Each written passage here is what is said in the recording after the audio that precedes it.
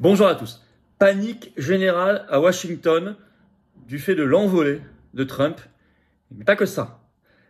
Il a défini un plan, ce qu'il appelle un plan 2025. S'il arrive au pouvoir, ça serait tout début janvier 2025, s'il est élu en 2024, novembre.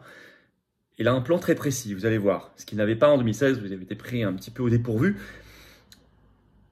Et il a encore durci son discours contre l'État profond. Et contre la corruption, et même ce qu'il appelle maintenant les vermines. Enfin, je vais vous expliquer. Et alors, les attaques dans la presse américaine et même mondiale, vous allez voir même en France, sont devenues délirantes. Parce qu'il y a une vraie panique. C'est pas moi d'ailleurs qui utilise le mot, c'est maintenant utilisé par la presse. Je vous avais fait des vidéos ces derniers mois en montrant comment ça se mettait en place. Là, il a pris une vraie avance. Attention à la fraude, on va en reparler. Mais une avance beaucoup plus considérable d'ailleurs qu'en 2016. Mais je vous avais dit, il y a une panique qui apparaît, sourde, etc. Et là, maintenant, elle s'exprime très clairement. Au moment d'ailleurs où Biden est affaibli. Je vous parle de tout ça, pourquoi? Pour nous, Français, pourquoi? Parce que c'est une bataille contre le mondialisme et l'État profond. Le siège de l'État profond, il est là-bas. Donc, c'est important aussi pour nous libérer, nous. Même si on se libérera par nous-mêmes. Attention. Et même si on ne doit pas idéaliser Trump ou un changement de gouvernement, bien sûr que non. Et ça restera un pays qui, fondamentalement, aura des intérêts très contraires aux nôtres, y compris avec Trump. Donc, il faut faire extrêmement attention. Mais il est préférable qu'il l'emporte plutôt que l'État profond avec sa marionnette Biden. Ou une autre, c'est évident. Donc, on va y revenir, et pour le combat des Français libres que nous sommes, il faut regarder ce qui se passe là-bas, c'est obligatoire, il faut en parler, bien évidemment. Partagez cette vidéo si vous voulez bien, relayez-la, donnez-lui de la force en vous abonnant ou réabonnant à cette chaîne YouTube. Pour cela, vous cliquez sur s'abonner en dessous, c'est un clic, c'est gratuit, c'est fait, vous êtes abonné ou réabonné, et la chaîne sera plus visible si vous êtes abonné, les vidéos seront mieux recommandées par YouTube automatiquement si vous êtes abonné, donc grand merci pour tout cela. Je vous rappelle notre grand rendez-vous, c'est très bientôt, samedi 16 décembre, rendez-vous 14h, Paris, place du Palais Royal. Très grosse manif sur les Jeux orwelliens, JO, qui concerne tout le monde, QR code, fichier numérique, il y a même quelqu'un qui a parlé de confinement olympique, plus ou moins démenti, mais pas sur le fond. Reconnaissance faciale pour la première fois dans l'espace public, et c'est sur toute la France, donc ça, il faut faire extrêmement attention aussi.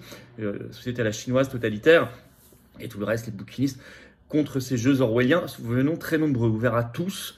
C'est notre liberté qui est en jeu, et celle de nos enfants. Donc venez très nombreux, en plus sur une magnifique ambiance combative et de Noël, vous allez voir cela. C'est probablement la manif, celle qui laisse le plus de traces dans l'année, dans les souvenirs, dans les mémoires. Donc soyez là au rendez-vous, samedi 16 décembre, rendez-vous 14h, place du Palais Royal, grand cortège national avec drapeau français et tout le reste, bien sûr. Voilà, écoutez, on y va.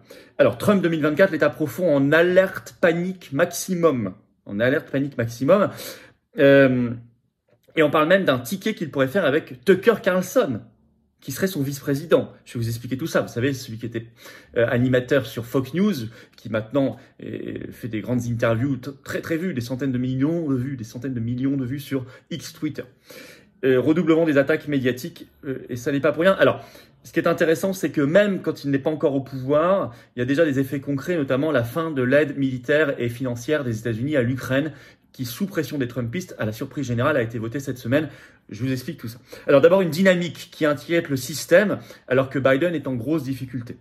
Article Fox News, 6 décembre, dans cet article, ils ont fait une moyenne des sondages qui ont été réalisés au niveau national aux États-Unis pour la présidentielle de 2024, entre le 8 novembre et le 6 décembre 2023. Ça donne plus de 2 points d'avance en moyenne à Trump par rapport à Biden. Biden 44,5%, Trump 46,6%. Il y a d'autres candidatures intéressantes, attention, je dis pas, mais je vous parle de ceux qui ont vraiment des chances de gagner réellement, le plus aujourd'hui de chances de gagner. Même si on a parlé sur cette chaîne de la candidature, bien sûr, indépendante maintenant de Kennedy Jr. notamment, il y en a d'autres qui sont intéressantes, mais on se focalise sur ceux qui ont le plus de chances de gagner. Alors, par ailleurs, en parallèle, l'enquête sur Hunter Biden ne cesse de progresser et de lier ce fils indigne à Joe Biden. Le 4 décembre, le président du comité de surveillance de la Chambre des représentants, donc un des 2 organes du Congrès américain, c'est James Comer, il a révélé que pour la première fois, on avait trouvé une trace de paiement bancaire direct qui allait d'un compte d'Hunter Biden alimenté par ces sociétés, et notamment des paiements venus de Chine et d'autres pays, vers un compte directement de Joe Biden. Ça s'est passé en 2018 au moins, pour ce qu'ils ont trouvé pour l'instant. Par ailleurs, donc ça c'est jusqu'ici, la défense de la Maison-Blanche en disant ça n'existe absolument pas. Alors, ils trouvent à chaque fois des excuses, ils essaient de faire coïncider ça avec des pseudo-remboursements, etc., ce qui ne sont pas prouvés. En tout cas, jusqu'ici, ils disaient que ça n'existait pas. Ça existe. Voilà. Par ailleurs, le 7 décembre, deuxième inculpation d'Hunter Biden, cette fois pour fraude fiscale sur 1,4 million de dollars. Vous allez voir l'acte d'accusation, il n'est pas glorieux. Je vais vous lire un extrait. Il a dépensé, c'est des citations, ce sont des citations. Il a dépensé des millions de dollars dans un style de vie extravagant au lieu de payer ses impôts. Poursuit le document d'inculpation qui détaille 9 chefs d'accusation allant de la fraude fiscale aux fausses déclarations. L'ancien avocat et homme d'affaires a dépensé son argent pour financer sa consommation de drogue, s'offrir à la compagnie d'escorte, des voitures et vêtements de luxe selon l'acte d'accusation. Au moins, ça met les pieds dans le plat. On n'est pas en France. Bon. Trump est par ailleurs, je l'ai dit, en grande dynamique et il pourrait faire un ticket, vous savez comme on dit aux États-Unis, avec Tucker Carlson. Même Le Monde le rapporte dans un article du 8 décembre en parlant, je cite, de spéculation sur un ticket éventuel avec l'ex-présentateur Tucker Carlson. Et tout récemment à la radio, Trump a été interrogé là-dessus. Il a dit « J'aime beaucoup Tucker, j'imagine que je pourrais, oui ». Et le 11 novembre, tous les deux se sont rendus ensemble, visiblement, publiquement, à un événement d'arts martiaux à New York. C'est à suivre. Tucker Carlson, il prend pas de gants. Si vous avez suivi sur l'état profond, sur l'OTAN, très critique, sur la guerre d'Ukraine, il prend pas de gants. Ça veut pas dire qu'on est en accord sur tout, sur le covidisme non plus, évidemment. Bon, sur la corruption et tout le reste. Bon, alors il y a un redoublement d'attaques médiatiques inédit de fait. Ben forcément. C'est résumé d'ailleurs par un article du Figaro qui décrypte bien la chose, il faut le dire, ce 7 décembre, toujours en ligne bien sûr. Le possible retour de Donald Trump au pouvoir panique Washington, écrit le Figaro. Parlant d'un vent de panique qui souffle sur Washington, je cite toujours, à moins d'un an de la présidentielle américaine, de très nombreux médias et livres ont lancé la même alarme. Deux points, avec Trump, la dictature s'installera en Amérique. C'est ça leur argument. Leur argument, c'est de dire que ce sera la dictature. Ils reprennent tous le même argument, qui n'en est pas un. En parlant, le Figaro parle d'articles alarmistes dans les principaux médias américains. Fox News l'a très bien décortiqué dans un long papier, une longue analyse du 6 décembre. Le titre « The Atlantic, les grands journaux, la télévision MSNBC lancent une campagne contre un deuxième mandat de Donald Trump ». Fox News écrit « La plupart des médias grand public ont lancé une croisade pour le vaincre. The Atlantic a consacré tout un numéro au danger d'un nouveau mandat Donald Trump, une menace existentielle pour l'Amérique et les idées qui l'animent. Un deuxième mandat serait bien pire encore que le premier, écrit The Atlantic. » Par ailleurs, ils écrivent « Trump opère en dehors des limites normales du comportement humain. » Donc même, ils le bestialisent. En dehors des limites normales du comportement humain. Ils en font littéralement un monstre, c'est-à-dire en dehors de l'espèce humaine. Le Washington Post va très loin, je vais vous lire un extrait, c'est drôle, du Washington Post contre Trump. La dictature Trump ne sera pas une tyrannie communiste où presque tout le monde sent l'oppression et voit sa vie remodelée par elle. Dans les tyrannies antilibérales conservatrices, les gens ordinaires voient leur liberté limitée de toutes sortes de façons. Mais c'est seulement un problème pour eux dans la mesure où ils sont attachés à ces libertés, ce qui n'est pas le cas de nombreuses personnes. C'est pas très clair d'ailleurs, mais ils expliquent que ça va être une dictature Trump où on aura nos libertés largement, enfin leur liberté aux États-Unis, c'est pas chez nous.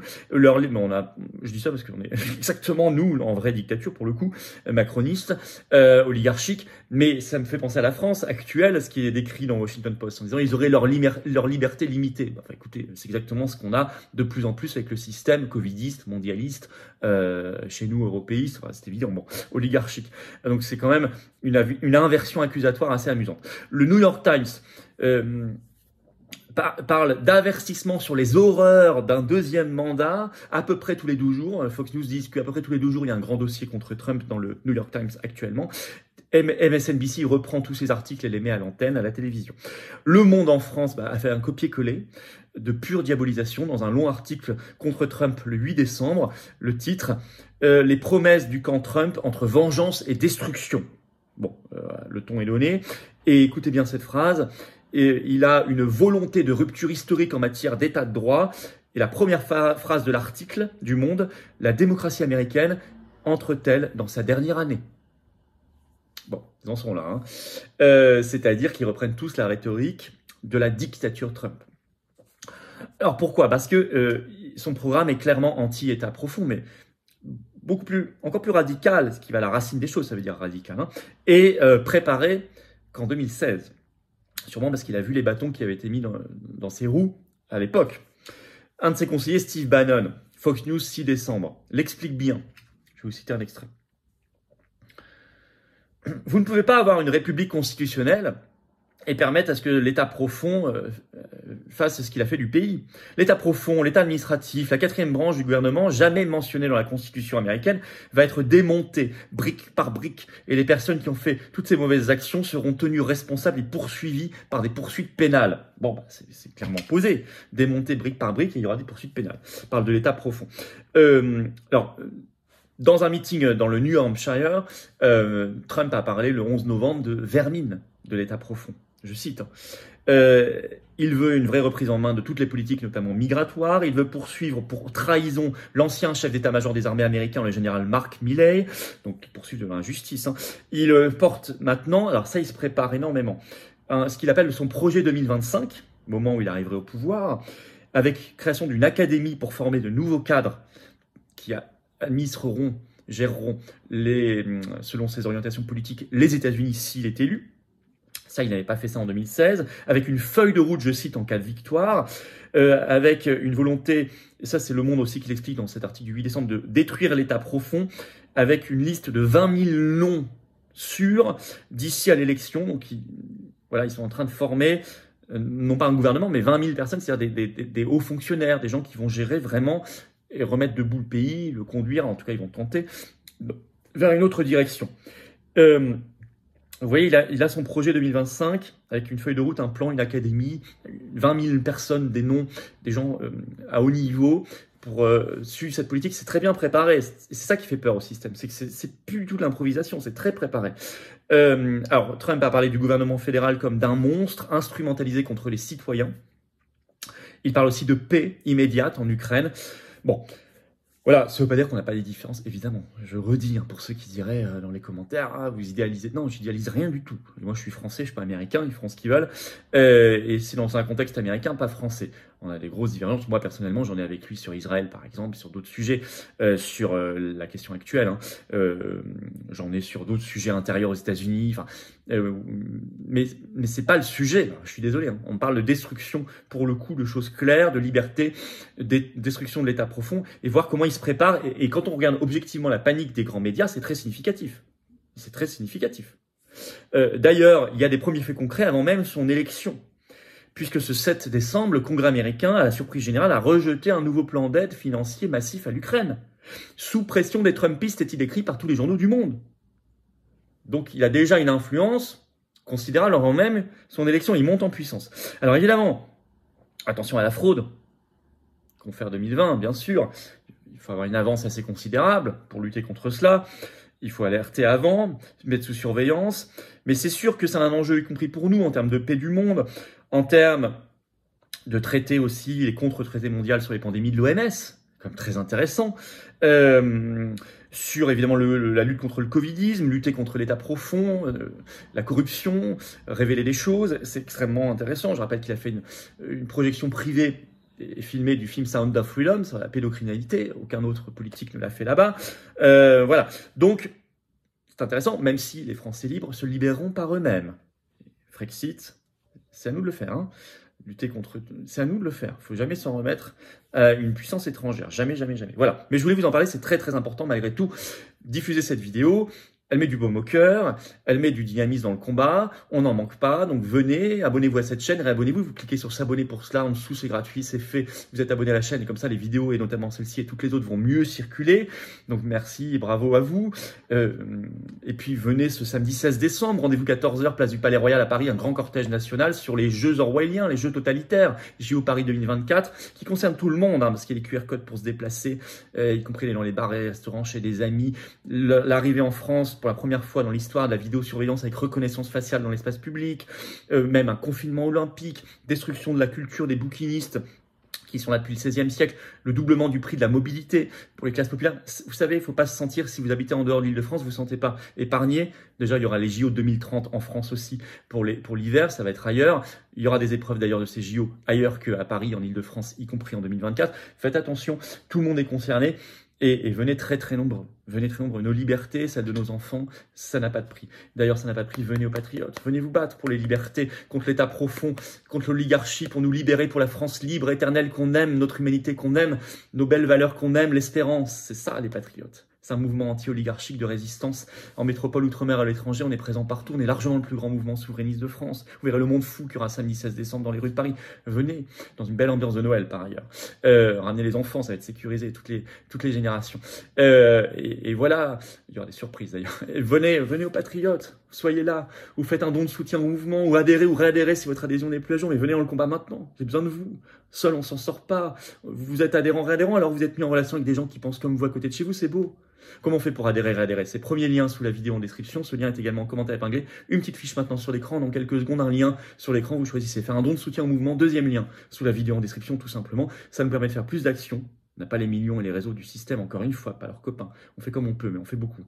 Et puis adhérer, réadhérer, faire un don, c'est défiscaliser aux 2/3 de vos impôts et profitez-en cette fin d'année. Défiscaliser pour 2024, il reste quelques jours pour le faire. Profitez-en. Bravo donateurs, réadhérents, bienvenue aux nouveaux adhérents patriotes. Vive la France!